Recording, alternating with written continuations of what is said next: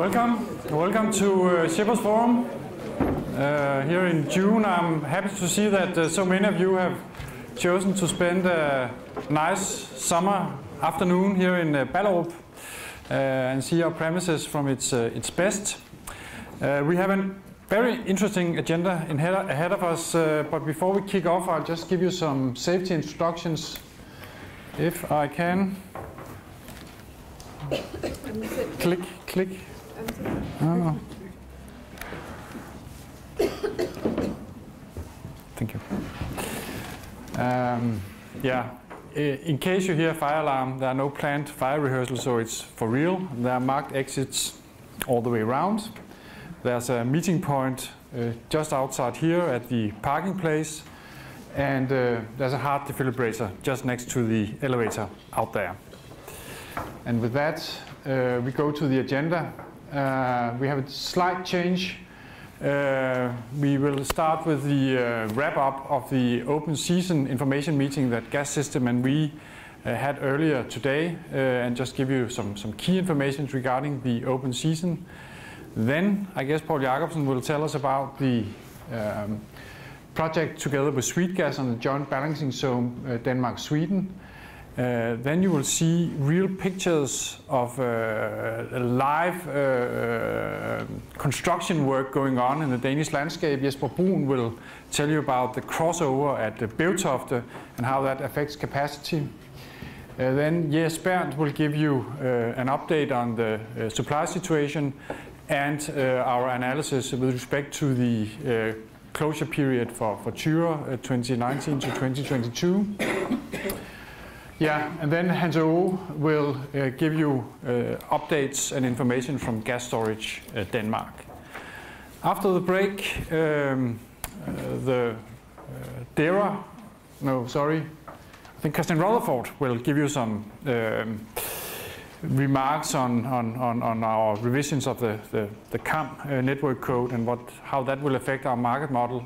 And then DERA, the Danish regulator, together with the Swedish regulator, has been looking at Acer's gas target model and have analyzed whether we are in red, yellow or green zone in the Danish market and what to do about it. And Sara and Henrik Nygaard will give us a presentation on that.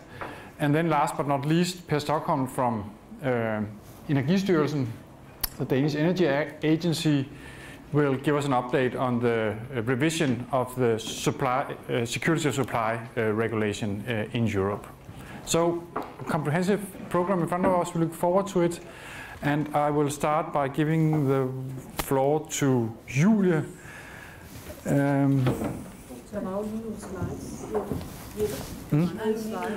Oh, I tend to forget that. Sorry. I have something to say as well during my welcome. Sorry. First, I would say that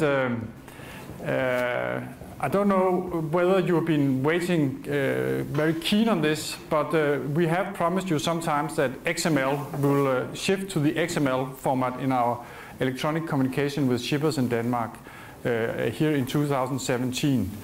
Now, this will be postponed again. We have not been able to finalize that project. Of course, this is feels like when I'm standing waiting for the train at the station at home, and they say that the train will come in 6 minutes, and they continue to do so here in Denmark. The train will come in 6 minutes. We have been saying that the XML will come for some time now. We are working to finalize it, but it will not realistically be in 2017. If that cause any negative impact on you, please let us know whether this affects your business negatively or whether it's more nice to have that we shift to the XML format presumably in 2018. Then I will say that we have shifted, maybe you have recognized that, we have shifted logo, so we don't have this very old-fashioned wrong color logo. We now have new colors, fresh green colors, so that's very good. Our legal name though is still the same, so don't be confused that we are graphically Energinet and legally Energinet DK. more important, we have also come up with a new homepage. Maybe some of you have discovered that when you go to our homepage via your mobile phones, it's much easier, much better to navigate on. We think it looks much better, and hopefully the informations are much easier to find. We have actually removed a lot of what we saw as unnecessary information that had been stacking up for years. So hopefully you will discover a web page that it's much more easy to navigate on and to find the information that you need with just a few clicks. Please let us know also about your experiences regarding the new web page. If there anything you want us to change or work, then please contact us with feedback on the new web page on anmodning Energinet, and then we will look into it. And then I will give the floor to Julia. So you can hear me. So this morning and also yesterday we have information meeting about the open season. Yesterday we were in Stavanger, and this morning we were here in this room. So I will make a very short wrap up of what we said, and mostly the most important message is to say we have launched the open season. Phase 1 have started. Please, if you're interested in this project, please be aware of that. So this, first of all, the overview of the whole project. As I said, we are now, we have launched the open season, and then there's different steps until we will come to 2022, where we hopefully can start the gas transportation of gas from Norway to Poland, or the opposite way onto Denmark. There's also a political will for this project. A few days ago, the Danish and the Polish Prime Minister signed a memorandum of understanding. So it's really there's this political will for also this project. But it's up to you, shippers. Now it's your turn to show that you're also interested in this project. And you can do that by submitting your bid. There are 2 phases. You don't have to participate in phase 1. You can also wait to participate in phase 2. But you can read much more about all that in all our rules and how to do it. There's some general rules. There are some rules applicable for Denmark and some for Poland. And unfortunately, it's not so easy to see. But when you get the copy, the presentation, you can see all the address to all our websites where you can find more information. We are together here with Gas System. Adam, yeah. It's Christian and I from Energinet, and we have Adam from Gas System. You can write us email, or you can visit the website, and please follow the websites. There's new information coming out on the website. We have started a Q&A, so it will be updated time by time. So it's my bad. And then we will continue with the program as it was stated. Sorry. You can agree, but my slides, if there's not in the right, then I can just wait. I think maybe come later. Yes, okay. So I have to give the word for you now, Paul. And you also have to wear all this stuff.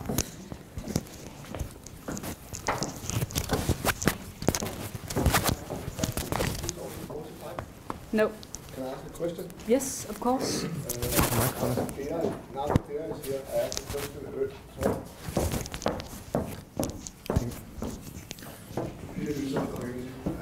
A question to Peter on the open season.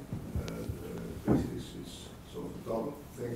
I would this phase one, and the tariff will be implemented, or will be impacted, sorry, by the cost sharing on the compressor station on Zealand. So that's a significant part of how the cost will be for tariffing in Denmark. So when you now have to make a bid, and not necessarily a transit bid, but just bringing gas into Denmark, then that is an important element when you consider what the tariffs will be. So the question is, have you done, and then we understand that there are some underlying assumptions in the information pack that's now available. And the question is are those assumptions on this, how that is being shared between, say, Polish shippers and Danish shippers, is that something you have nodded to or seen and said, yeah, that looks more or less right, or what's the status of that?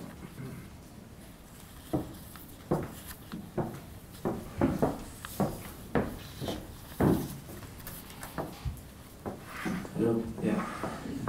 Well, we've been following the open season process, and it's right now being considered whether there should be a CDCA, cross-border cost allocation decision between Denmark and Poland. That will be for the regulators to do. It is still uncertain if it will be done. It depends on the project notice, whether they will come to us and ask for project cost allocation for the project. Otherwise, the TSO have in their framework agreement cost sharing for instance, the compressor, which would be part of what we look at in such a decision. But just to be clear, that it's correctly understood that that cost sharing agreement has not been approved by you because it's just a little unclear. Yeah, no, it's not approved. In your statement, you say there are a lot of uncertainties, and one of the major uncertainties is how the cost sharing is being at the compressor, and that is a major. Yeah, it's not approved by the regulators. The framework agreement. Okay. As it stands now, it's not been. And will not be for the deadline for submitting your bids either. No. Okay. We have one more question. It says here. It's a bit of question, but more also a comment with regards to information package that Energinet released on the webpage in connection with open season, and we very much appreciate because I think it's comprehensive and it's very well prepared. But this information package includes actually the opinion from energy regulator on the future tariff design, and it accounts for actually future benefits for Danish shippers, for Polish shippers as you referred to. So I would rather refer you to this document because I think it's in interest of all us sitting in this room as future shippers in Denmark and current shippers to have success of this open season because it will enable lowering the tariffs. So I don't think that nitty-gritty is about some cost allocation should be overwhelming the overall picture of decrease in future tariffs as a result of open season, because this is the ultimate effect of open season. We are here in present in order to decrease future tariffs for all shippers in Denmark, and this is the big benefit. Yes. And this information package you can find on our website. Yeah. My name is Paulian Jacobsen, and I will have a few words on the joint balancing zone project between Swedegas and Energinet. I think I got all the package on me and you can hear what I'm saying? Good. I only have 2 slides. The first one is just a reminder where we are, and the second one is kind of an update with new stuff. What this project is about is, well, kind of initiated by Sweden. Is currently having a balancing market which is not fulfilling the European legislation, and that has to be changed in the future. And one way of doing that is by cooperating with the Danish balancing system. And that is something both the Swedish and the Danish TSOs think is quite sensible. There are considered to be some benefits. Those are listed in the box up here. Mainly that ends up, but that we will have some, we call improved competitiveness of gas in both systems. Basically what the project is all about is that we will have, now we have Jagur as a boiler point and there's a valve there. If that is removed, then the gas can flow freely from Sweden to Denmark. And that basically means we have one balancing system. We also will have no entry exit point between Denmark and Sweden, and we already have one wholesale market, one exchange. So all of that kind of goes in the same direction, which is the regulators, both in Danish and the European level, want to see. And this is all fully according to the gas target model. What has happened is that this spring we had a market consultation, and many of you participated in that. And 14 companies, organizations did deliver back written feedback. We got some of them of you went together and wrote a common feedback to us. And basically it's quite positive, and what it says is that we are in the right direction, even though there are some critique points. We'll have some more on that later on, where we will publish this information, not who said what, but generally when you add it all up, we will give a neutral feedback on this. The other major thing which is happening is that we are having a strategic decision within both Sweden and Denmark, or the Swedegas and Energinet, that we want to continue with this project. So far it has been a pre-study, and that has been found to be quite sensible. And therefore we will now start a formal project going on with this, and where the goal is to have one balancing market. This study will go until the beginning of next year, and hopefully we can have one combined balancing market in the beginning of 2019. That's kind of, in short, the version. Are there any questions on the project or anything else?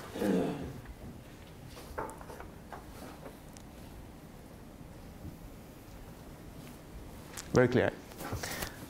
Excellent. Very advanced with 2 microphones. I'll give you a status on the LN exit capacity related to oxygen from biogas. And the content of my presentation is some background, some internal task force, operational solution, changes to infrastructure, and a summary. What triggered all this is actually the picture to the right. It is the picture of the biogas plant Bevtoft in the southern part of Jutland. And just to recap last summer, if you don't remember, due to the differences in requirements for oxygen within the Danish and German system, we had a capacity issue in southbound flow in the summer of 2016. We had to make a very tough decision to communicate a remit in the beginning of July. And there was a capacity reduction in the period from 5th of July until the 31st of August. And it was a tough decision, but a necessary decision in the situation. We are in the situation that there are, if you can see, this is the southern part of Jutland, of Denmark here. We have 2 parallel pipelines in this area. And biomethane was connected to one of the pipelines. So we developed a procedure to handling the biomethane in one of the pipelines with important operational help from our neighboring TSO, Energinet Deutschland. And after some constructive meetings and a development of a common procedure, we could free the capacity for the market. We established an internal task force for oxygen, and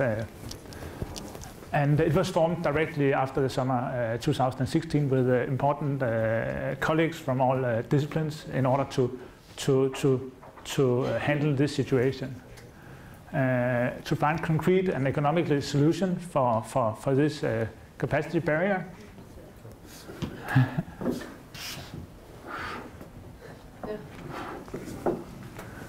Kan jeg gøre noget her? Må lige fortsætte. Okay. Hurry up. Hurry. And we used to collect the data for cost-benefit analysis. And the results of this task, the work in the task force, has been a crossover connection between the two parallel pipelines between Egtved and Ellen Border was decided. The task force concluded that to remove oxygen from biomethane is socioeconomically very, very expensive and should be avoided. For operational purpose, we need to install more oxygen analyzers in the grid in order to be able to operate the system more precisely. And to do some international activities. There will be a workshop in the autumn of 2017 in the forum of Green Gas Initiative, where Energinet is a partner. And we will raise the question regarding the limit for oxygen in the sector forum gas working group that are responsible for update of the standard EN 16726. Then the Bertov crossover. And it was decided to establish a crossover connection between the two of the parallel pipelines in the southern part of Jutland in order to route the biomethane directly to Danish consumption locally. The benefit of the crossover connection is to reduce the risk of reaching the limitation of the operational methodology and to reduce the cost of the operation in terms of hours and compression costs. But as a teacher, I can say that building a crossover connection could seem very easy, but you should realize that we are having high pressure pipelines that are in operation all the time. So we have to do the connection when the pipelines are in operation and gas filled, and that is not so easy a task. But in order to explain the details, it would be very nice to have the pictures. So I will slow down and. Yeah. May I ask? Why is the oxygen a problem for Germany? The question is, why is oxygen a problem for Germany? In the German regulation, it's kind of differentiated whether you are a biogas plant or you are a sensitive installation in the German regulation. So the TSOs, if you have a biogas plant, you can put in biogas with some content of oxygen, but the TSO or the grid operator are obliged to handle this biomethane. So it has very low content of oxygen if it reaches a sensitive consumer, and that regulation has kind of been the requirement for Energinet at the German border. And now the Kleiseren. So this is a picture, and I hope it's clear from behind. This is the construction of the Bertov crossover. It's actually the preparation. What you see here is the 24-inch pipeline in operation. The pressure was lowered a little. And what you can see here is a valve. You have the handle above ground. And this is the process where you're going to drill a hole in the gas-filled pipeline. And you do the drilling through the valve because then you can close the valve afterwards. That's very nice. And here you can see the established. It actually is a crossover because the bypass line here is actually going over the other one. This is the 30-inch pipeline we have below the ground. And this is how it is today because it was established here in the beginning of May and is ready for use. This is a summary of my presentation. So the capacity of the exit island was regained due to operational solution together with the adjacent TSO. We had an internal task force that was formed and has been giving input along the process. And we have been established this crossover connection to reduce the cost of handling oxygen from biomethane in the southern part of the Danish transmission system and minimizing the risk of reaching limitation of the operational methodology. The task force is still active in order to avoid new challenges related to oxygen and from biogas and effectively help integration of biomethane in the grid. And I am the coordinator of the task force, and if you have any question for that, you can come to me afterwards. Is there any question for this?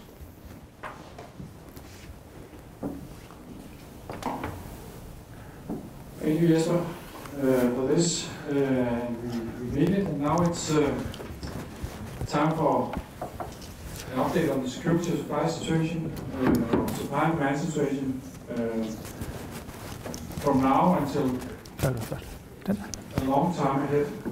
If you expect a full update of the supply situation when Tyre is renovated, I must disappoint you.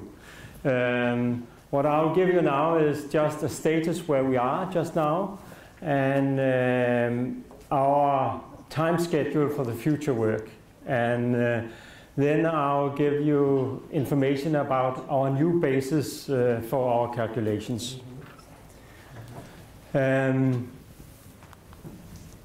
These are some of the headlines for the changes because last year in June we informed about our assumptions for our calculations of what happens when Tyre is out of operation.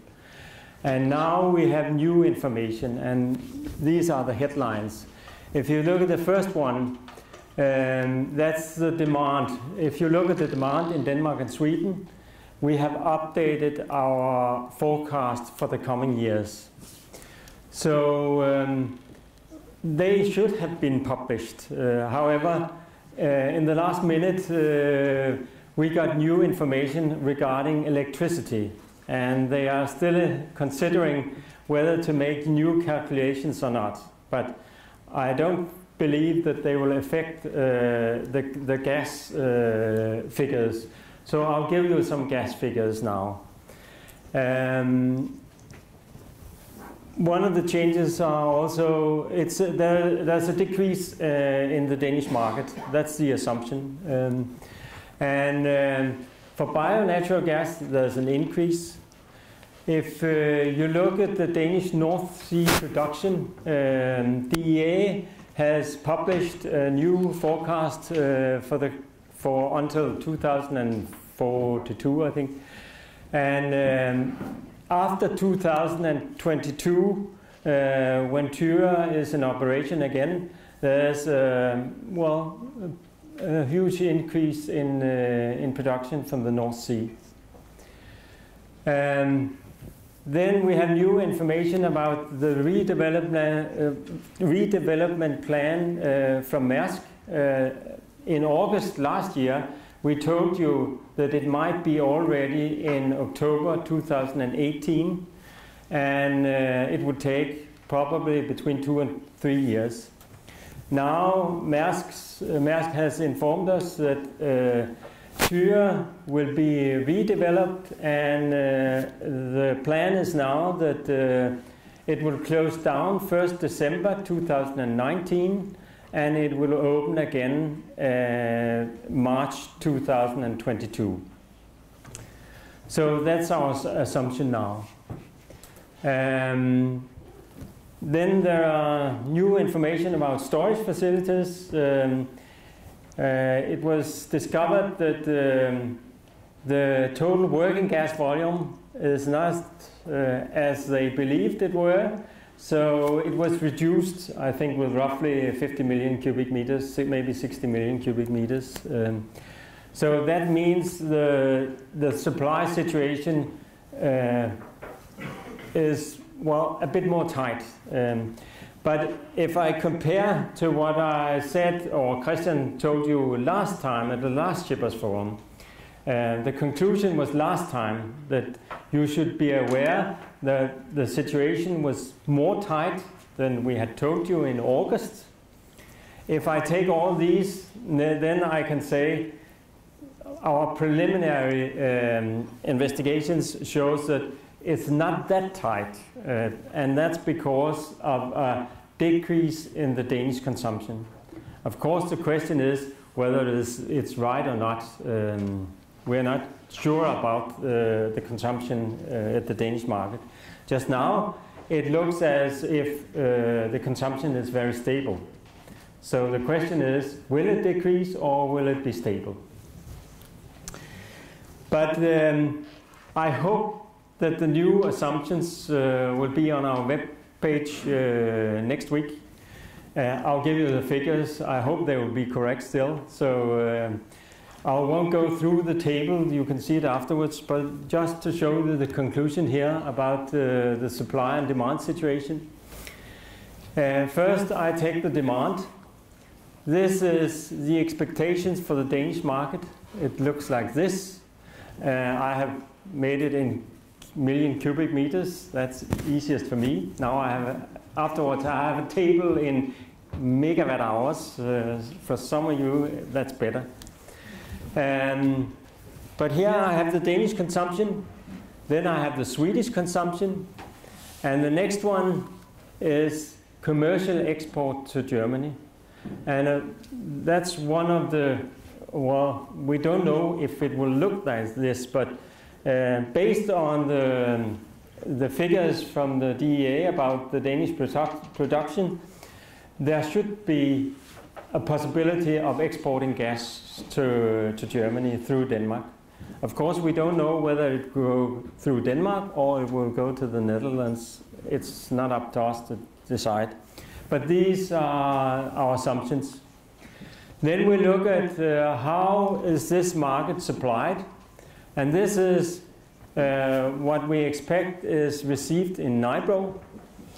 And next one is what is supplied from Germany commercially. And the last one is how much do we get from bio-natural gas. This is the picture, and this is the figures. I won't go through it, but you can have it afterwards. So what are we going to do now? Well, we are going to look at those figures, and before next Shippers Forum, we will inform you, like we did in August last year, detailed information of the situation 2019 to 2022. Next slide, I will show you what are we going to do. Maybe if you have any questions to these slides. Yeah, Jacob? Yes, I do. It's not specific to the slides as such. It's more, I was at a meeting a couple of months ago about analysis and fork outlook and in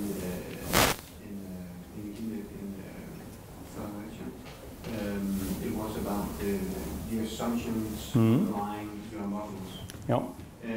They seem to be pretty reluctant to talk much about gas. They didn't seem that interested. It was mostly electricity, which is fine, but it seemed like this discussion about assumption and discussions about the model outcome could be relevant for shippers maybe to have a meeting about that, because it does. I mean, these assumptions how the situation will be in 1 or 2 or 3 years has a huge effect on the market, and it could be interesting to see what's underlying your thoughts about it. Is it basically because it has to fit into a bigger model? Because sometimes it can be the situation that you are kind of forced to make your results fit into something else, and then you might squeeze them a little bit. You probably shake your head now. Yeah, but it could be interesting for us to have a more clear picture of how these assumptions, how's your model built, and so on, to be able to give feedback on it. I fully understand what you're saying, and of course it's important. If we look at the situation 2019 to 22, it's very important whether our assumptions are correct or not.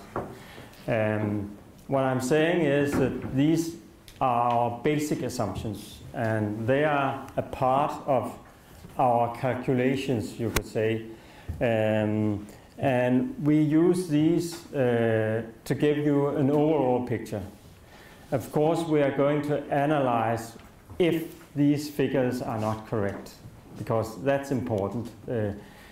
How we can handle the situation in those 2-3 years is important. How large is the market? Yeah. I thank for the last point, and it's noticed. I think we will do these analysis assumptions together with our colleagues in the electricity part of our electricity affiliate. but we could maybe make a more focused part of it on gas. I think that's a good idea, and maybe also promote it more in the ship environment in Denmark and abroad. So that is noticed. Yes. Yeah, I said. Oh, yeah. Should I agree?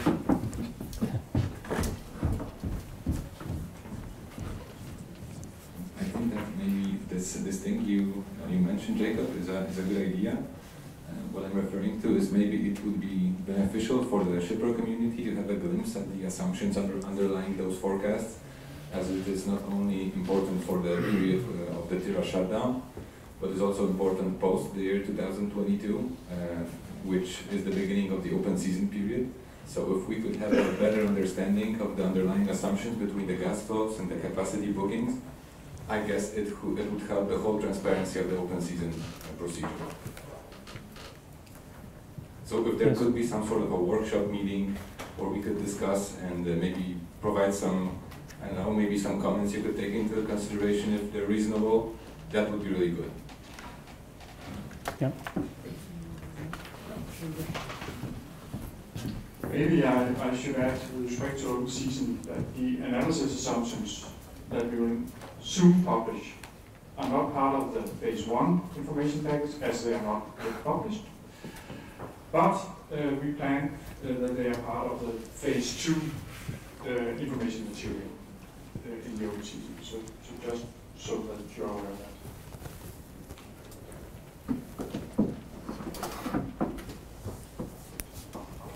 Do you have a question? One quick is it correctly understood that compared to the discussion we had in April, it looks a little bit worse now? Is that correct? Well, there's much oil and gas volume or I would say if you go back to the slides we sent out to shippers in August, it's the same message that we have now. But what we said at the last shippers forum, that it looked a bit more tight than we showed in August. Now, what I'm telling you, if these figures, the new figures, are correct, it's not as tight as I thought 2 months ago. So I cannot show you a total new picture, but as soon as possible I'll give you new figures. So. And then there will be a second meeting to discuss what could be done, what is important to ensure. Now Christian is going to tell you. Yeah? Perfect question. That was very good. Yeah. To answer your question, I'll use this slide. I sort of anticipated that. No. Sorry. This is a timeline for, you can say, the market development part of the Tyra. Anticipated it is because there, you can say it's not detailed down to dates, but it's sort of showing what happens in each quarter. Sorry. So on 13th of March we had a user group about the Tyra market measures with you. We had sort of a workshop putting you into different groups and discussing different topics. We are still analyzing these input we got from you, so we have not something ready for you yet. We will have something ready for the next shipper meeting in September, that's for sure. And that's what's going to happen in the next 2 quarters. Well, now and forward in the autumn, is that we will analyze together with you the measures we've heard, and also look at it internally and have an analysis of what to do, and we'll publish or work out a final analysis paper in the end of this year, maybe starting next year. And this is then going to kickstart the process towards DERA, meaning that we would envisage that there would be measures that would need method approval by DERA. So this is going to be a process going from the beginning of 2018 and all the way through 2018, where there will also be, you can say, chance for market consultation also.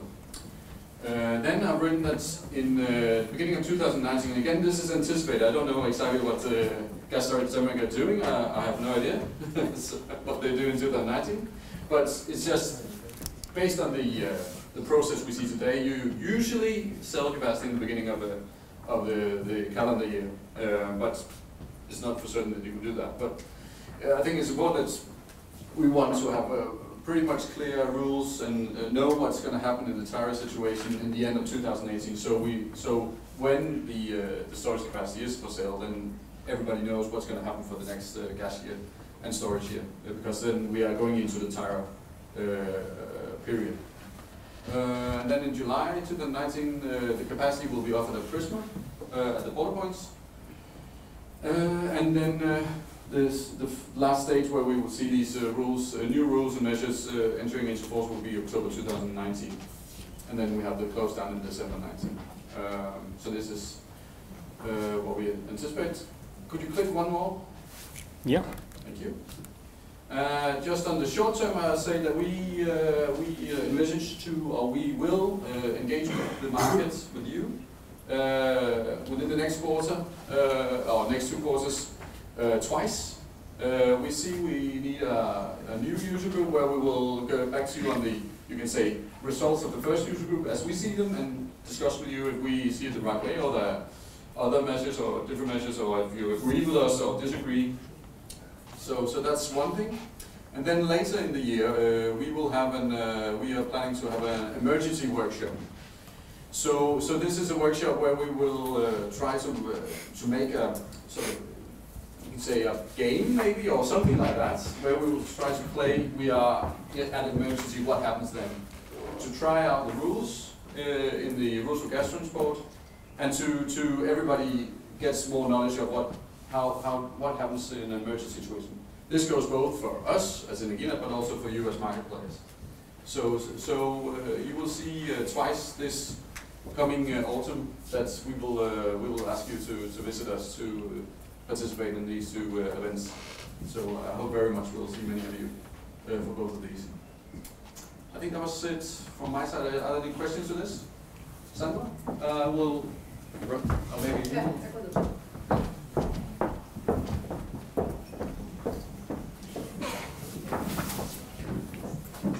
I have 2 questions. First belongs to the capacity of Prisma.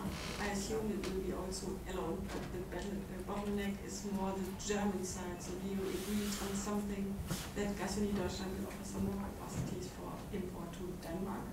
Because otherwise it might be not much capacities you are able to offer. Sure. And then for the emergency workshop, I'm planning to integrate it in the same timeline like Shippers Forum, that people are not traveling twice. 2 good questions. The first question, I can say that we are in dialogue with Gasuni Deutschland on the market side and on the technical side, to find out, are there any good market measures, or are there any capacities we can find, so to speak. No, that's a more market term than a physical term. Right now, we don't have any results to show you. That's why we don't have anything new on this side. But we will, if we have any news on any developments we're doing together with the Gasuni Deutschland, we will inform you. So, but at this point in time, we don't have anything to show. Your second question, yes, we'll try to coordinate. I would anticipate that the market measure workshop, you could call the user group, would be in connection with the next shipper meeting. And it could be the next. But I'm not sure about that. It might be too late, but we need to plan that. But yeah, the first one I would say that we would go for the next shipper meeting. Yep. Any other?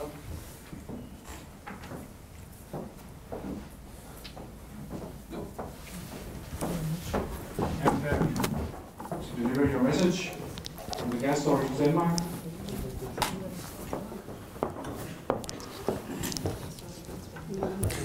Yes. Now it would be obvious if I had a plan to talk about Tyre. I can do that, but that was not my plan. The reason why I wanted to come here was due to the open season. But I can cover a bit of both, I think. Just if anyone have forgotten that we have 2 storages in Denmark, I have written down here. We have had 2 incidents in the last year. On the physical side, one is that our renovation of cavern in Lille Torup has stopped while the cavern is brine filled, and there is no light at the end of the tunnel at the moment on getting gas in that again. And the second was the test that we did in cooperation with the TSO on testing the working gas volume of Stenlille proved disappointing. What we are marketing now is not 12 terawatt hours, but 10.7 terawatt hours. This is a commercial. Look at how great performance we have had. These storages are really well maintained and have a very high reliability. We also have a very easy access regime. You can just become a customer and there is no fees and so on and so forth. And why I'm saying this is, of course, that we are looking at the Baltic pipe, and of course the Baltic pipe coming in, the Norwegian part coming in somewhere here, and the next link somewhere here. And of course there is a capacity between here also that has to be expanded. And looking at the storages placed, especially the Stenlille storage is placed on Zealand, there is some obvious possibilities for system optimization there, pressure-wise and so on and so forth. But also just to have a long route from Norway to Poland, to have a flexibility tool in the middle is also, it seems logic that it could be interesting for some new shippers. Basically, we think that we could play a vital role in this interconnection between Norway and Poland. And if this is going to be one of the bigger expansions, a lot of this storage capacity could be really well utilized on optimizing that flow. And when we look at this, we see, of course, this is a transmission open season. If anyone is looking at an open season bid and thinking that it would be nice to have a talk with the storage operator in that operation also, looking at what could storage cost, buying storage, having an option on buying storage, conditional of the open season bids and so on and so forth. We are open for discussion on that, and that is basically what I wanted to say today, that if anyone have any questions about storage in relation to the Baltic Pipe project, please come to us, call Iliana or Mads or me. We will book a meeting, we can talk about these things very openly. We have a completely open agenda, and it would be no problem for us to make to work on a deal on storage for 15, completely matching, we would say, an open season bid to that. So that was my message for today. And I cannot help but to comment a little bit on the Tyre situation. We think that the situation is tight, but not too tight. I believe that making a proper analysis of the supply and demand situation shows you that we do concern to optimizing transmission capacity and utilization of storage. You will be able to supply the market, but you would not have. You will have to do it in a sound way. I would look into the liquidity of the exchange if I was going to supply. If you have a sourcing strategy going on, that just betting on that there will be gas available in the zone, I think that could be questionable. Any questions?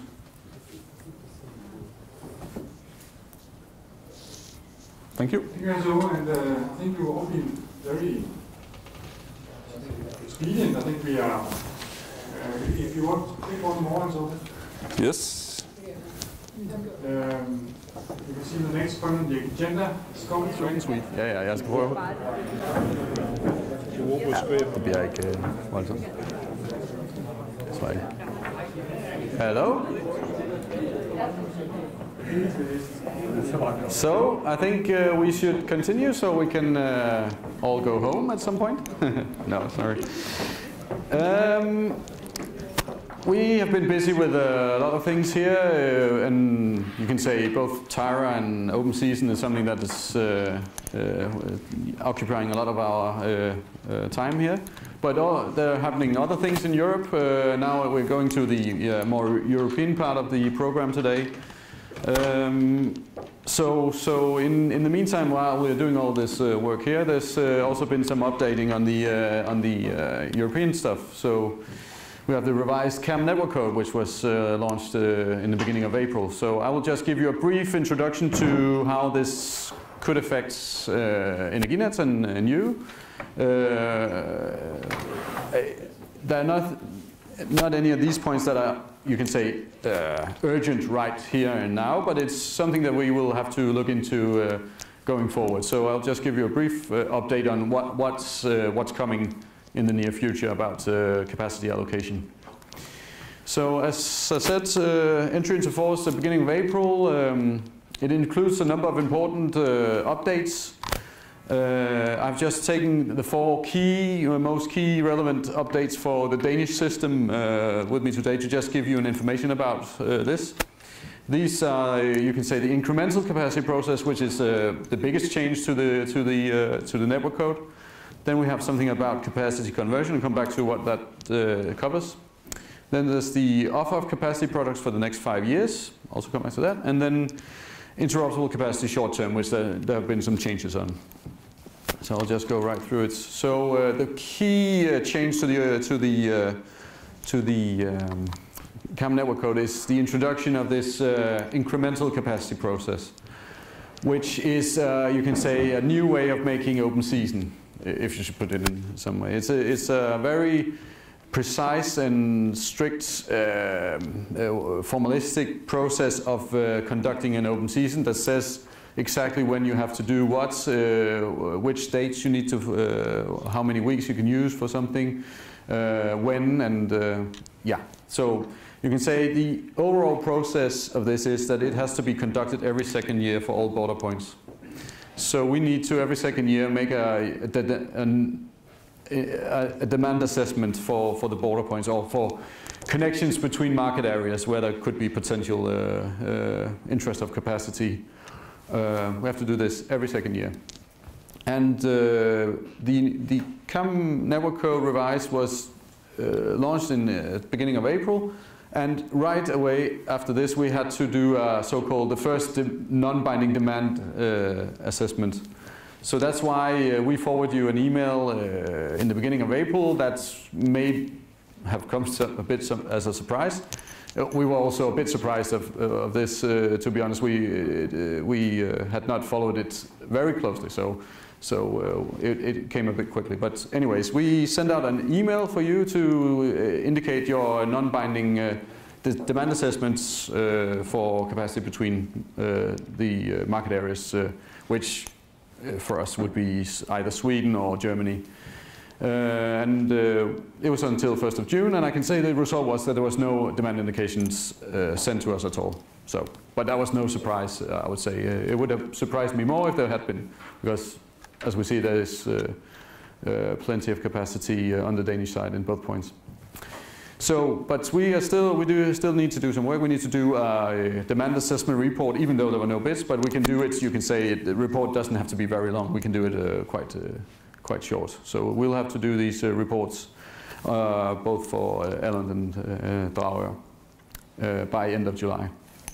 So just very briefly, I don't want to go in detail. It's just to show that there is the incremental process is really formalistic in what is how it's performed. I would say the process ends very early for us. Already in July 17, we don't have to do anything more. But if there were bids, then it will be a more formal process going towards, we have to involve DARA. And in the end, it might be that we have to offer more capacity on the Prisma platform for potential building of new capacity. So that's, and this is going to be run every second year, as I said. So for in July 19, we'll have the start of the next process for this. So it'll be a couple of years before we see this running. Yes. So next topic, capacity conversion.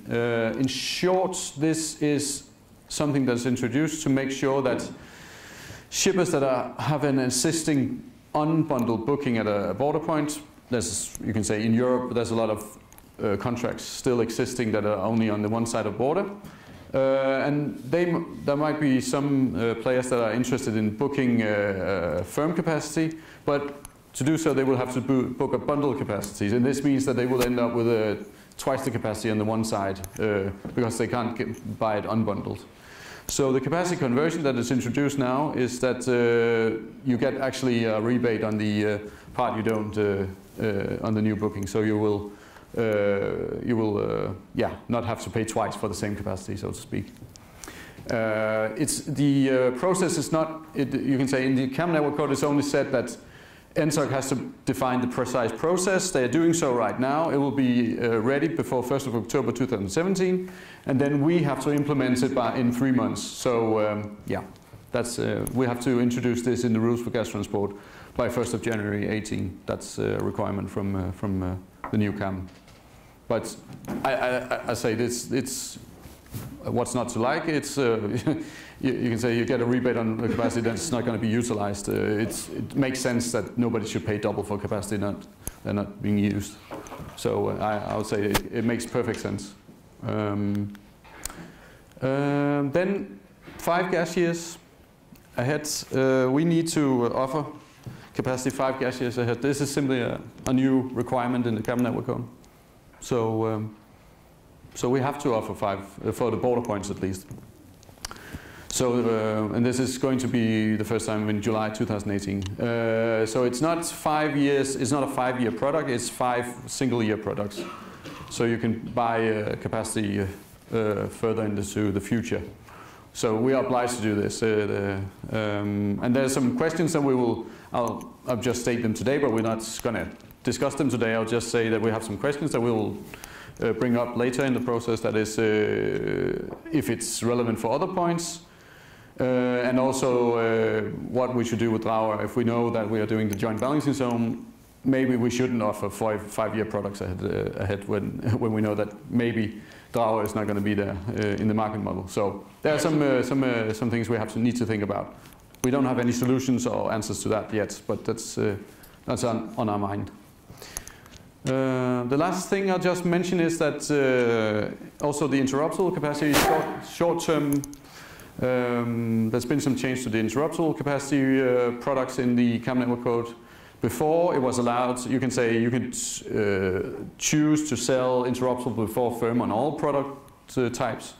Now it's only allowed on a day ahead. So there's a lot of TSOs in Europe that needs to change their products on the interruptible parts. For Energinet, this is business as usual. We have always only sold interruptible when firm was sold out. But we are actually thinking going a bit in the other direction.